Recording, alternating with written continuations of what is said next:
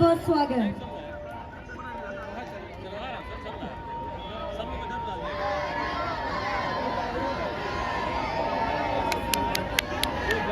And हमारे साथ माननीय कृपाशंकर सिंह जी जो हमारे वरिष्ठ भाजपा नेता जी हैं, जोरदार तालियों से स्वागत है एवरीबॉडी, कम ऑन।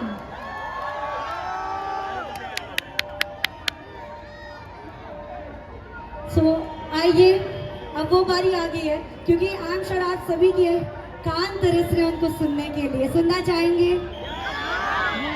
तो सबसे पहले माधवी जी को बहुत बहुत स्वागत एंड अभिनंदन।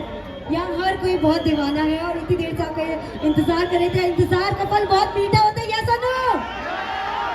सो ओवर टू यू।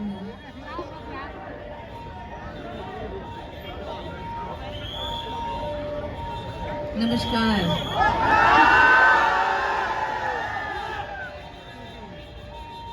आज यहाँ आकर मुझे बहुत खुशी हो रही है।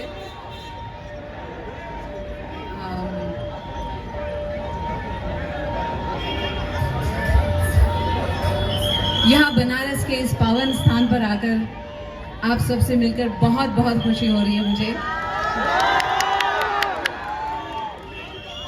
यहाँ आज पीएनजी का स्टोर